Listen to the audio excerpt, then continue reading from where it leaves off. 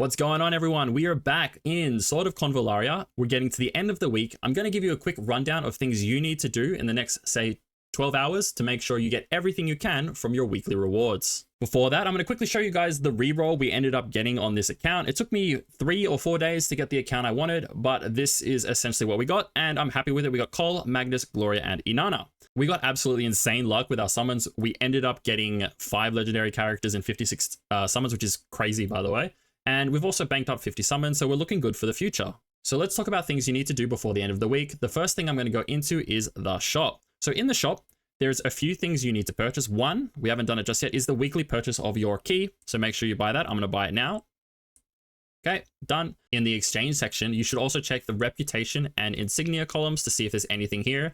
Reputation is for sending out friend gifts every day, and the insignia is related to your guild. If there's anything you want to buy in here, just make sure you grab it. It's going to reset in 18 hours. If you have cleared chapter 211 in the Fool's Journey, you will also have unlocked the tower. So make sure that you go to the Crossing World section, scroll all the way to the right, and you will be able to do the Tower of Conquest as well. Just push this as far as you can during the first week. You may only be able to get up to floor 3 or floor 4, which is perfectly fine, and get all your freebies from here. We have roughly 18 hours left from me releasing this video, so you should get onto it as quickly as you can. If you can push in the scenario to get to 211 today and clear it, make sure you do, and then go knock out this. I haven't done it just yet, but one thing you should do, everyone, is join a guild. It doesn't really matter too much which guild you join now. I would probably lean towards the more popular ones just because there'll be more people, and then you can always change later.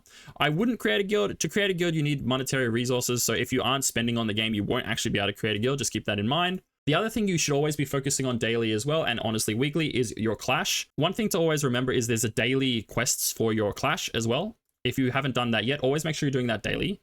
But the other thing that's really important is at 100 points in your clash reward systems, you can actually get a random legendary gear, which could be really, really good for you. But the other thing is you can also just clear this and get all the rewards. If you do it now, major bonus to you. If you want to wait, do it later, or just do it over time, perfectly fine as well. Just a quick tip with doing your clash. It is quite simple. You can see that my character's account level is 27. If you hit any of the 10s or someone lower than you, you're most likely going to win. You can always refresh 3 times a day, but honestly, I can already just go hit these 2 accounts, super easy, and not going to have any issues on order. I can just order these perfectly fine. Last thing for this video, I'm going to talk about what I'm going to be focusing on in the next week. The main thing is still always going to be the Fool's Journey, so you need to be pushing this as far as possible. Right now, I'm in the middle of chapter 3. Hopefully by the end of next week, we're around chapter 5, chapter 6, which would be fantastic. We're going to slowly power up all of our units to make sure we get roughly two good teams running, at least for now. And then once I'm out of any resources, so I've stopped farming, I'm going to jump into the Spiral of Destiny and just farm as many free rewards as I can.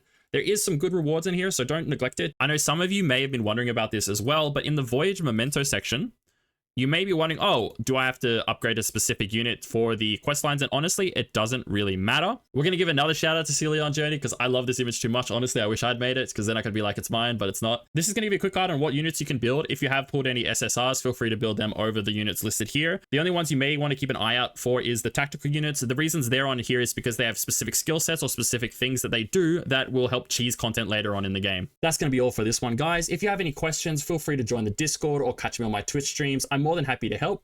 I'm going to say goodbye for now. Peace out.